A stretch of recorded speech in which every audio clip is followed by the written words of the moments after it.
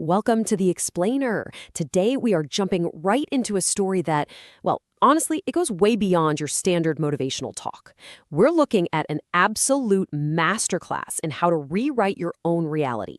If you've ever felt trapped by your circumstances or kind of boxed in by the labels people put on you, this is going to fundamentally shift how you see things. We are diving deep into the incredible journey of Muniba Mazari. They see my disability, I see my ability. Wow. I mean, what a powerful way to start. Muniba fundamentally believes in the sheer power of words. She points out that words, they have this crazy ability to literally make you or break you, right? They can heal your soul or they can damage you forever. And instead of letting other people define her reality through their limited vocabulary, she uses words as a literal tool to reshape her entire identity. Section 1. The power of words. Okay, let's dive into this. Muniba doesn't actually call herself a motivational speaker. She says she's a storyteller, and her story hinges on an incident so profound, she says it literally changed her DNA. Society absolutely loves to use limiting labels, but look at how she flips them. Where society points and says adversity, Muniba actively reframes it and says opportunity. Where others see a weakness, she sees strength. When people call her disabled, she insists on being called differently abled. It's not just toxic positivity, it's a relentless reframing of the exact concept society uses to keep people down. Section 2. The day everything changed. To really grasp her strength, we gotta look at where it was forged. This goes back to a devastating accident 9 years before her famous speech. She was just 20 years old, caught in an unhappy marriage, traveling in a really remote, far-flung area of Balochistan. Her husband fell asleep at the wheel, and the car plummeted into a ditch. He managed to jump out unharmed, but Muniba was trapped. The injuries were horrific. She fractured her right arm, wrist, shoulder, and collarbone. Her rib cage injury was so bad it damaged her lungs and liver. And most devastatingly, her spinal cord was completely crushed. Because they were literally in the middle of nowhere, there was no ambulance, no first aid. She was dragged out, tossed into the back of a four-wheel Jeep, and endured an excruciating 3-hour ride to a hospital. And it was that bumpy ride that left her paralyzed. Now, what's really interesting and honestly heartbreaking about this is the sheer weight of these successive blows.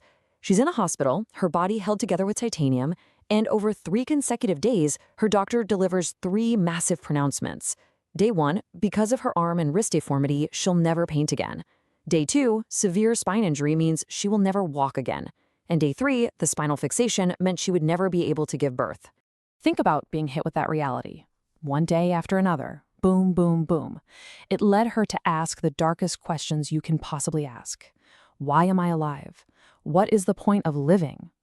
Coming from a conservative background, she felt like she was destined to be an incomplete woman for the rest of her life. She was basically staring down this dark, lightless tunnel with absolutely no end in sight. But remember what we said earlier about the power of words? Right when she was on the absolute edge of despair, her mother anchored her with these magical words. This too shall pass. God has a greater plan for you. Those words, they were her lifeline. To protect her mom and brother from breaking down, Muniba forced a smile, completely hiding her agonizing physical and emotional pain. Section 3. Conquering the greatest fears. The turning point didn't happen when she was fully healed. Actually, it started right there on her deathbed.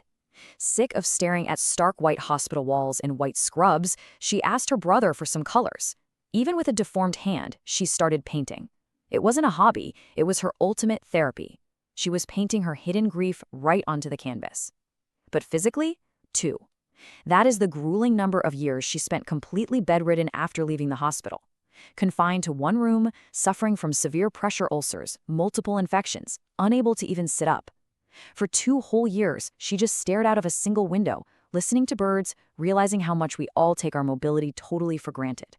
And then came what she calls her rebirth day. After 2 years and 2.5 months, she finally sat in a wheelchair. She looked in the mirror and realized, you know what? I can't spend my life waiting for a miracle.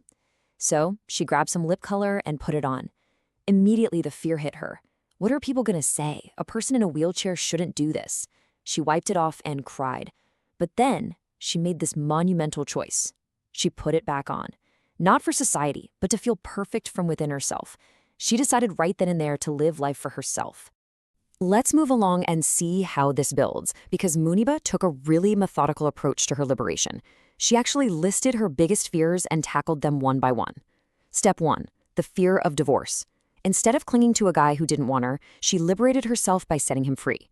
She even texted him well wishes when he remarried. Step 2. The fear of never being a mother. Realizing millions of kids just need acceptance, she quietly applied to orphanages. 2 years of patience later, she adopted a beautiful 2-day-old baby boy. And step 3, the fear of public sympathy. People were constantly giving her pity looks, asking if she was sick. She forced herself out into the public eye to beat that fear permanently. Section 4. The beauty of imperfection. So she realized that starting a disability NGO wasn't the only way to break out of her shell. To bridge the gap between quote-unquote perfect and imperfect people, she needed visibility. So she embraced a super public life. She painted publicly, modeled for major brands. She even dressed up as a clown for a campaign just to show she was joyful, alive, and fully human. And guys, when you accept yourself exactly as you are, the world takes notice. She became the National Goodwill Ambassador for UN Women, Pakistan, hit the BBC 100 Women list in 2015, and Forbes 30 Under 30 in 2016. But she's always quick to point out that success is a we, not a me. She heavily credits her mother for standing behind her when she was in despair and pushing her to prove the naysayers wrong. This public success stems from a massive shift in how she views life. We have this societal trap, right? We expect a perfect plan, perfect career, perfect relationship, perfect bank account. Muniba argues that this exact fantasy is why we give up.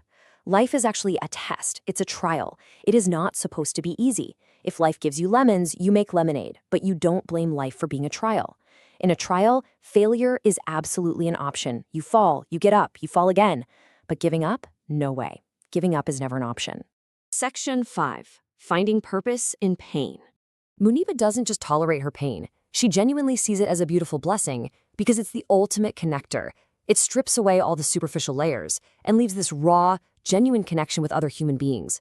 Today, she channels that shared pain into massive action. She conducts medical camps in remote areas of Pakistan, funding treatments for kids. Her core belief is just profound here. Simply because someone cannot afford to live doesn't mean we should leave them to die. She uses her position and her own pain to help physically and emotionally heal the most vulnerable, and her empathy extends to all marginalized groups. Take her beautiful connection with the transgender community in Pakistan. She has a friend named Bijli, which translates to electricity, but Bijli rejects even that title. She calls herself the strength of thunder and lightning. When they met, Bijli hugged her and said, "You are just like me."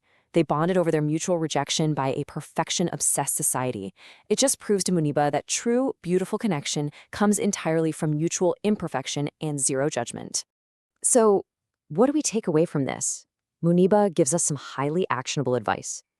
You need to add colors and value to others' lives. You must be a sponge that actively sucks the negativity out of a room.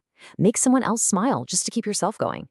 She firmly believes that if you just work hard and make money for yourself for 75 years, you aren't really living. You're merely existing. You only start living the day you become the reason someone else doesn't give up. So the crucial point is this: real happiness lies in gratitude. Muniba is super honest. She admits she still cries at night when no one's watching. She still relies on a medical bag. It hurts to say she can't walk, but she smiles all day anyway. She embraces every single breath as a blessing. She refuses to cry over what she has lost, choosing instead to cherish everything she still has. Which leaves us with one final provocative question to think about. Are you just existing in a routine, waiting for a perfect plan that doesn't actually exist? Or are you embracing your imperfections, using your unique trials, and becoming the reason someone else refuses to give up? The choice of how you use your words and how you frame your reality is entirely up to you. Thanks so much for joining me for this explainer, and I'll catch you next time.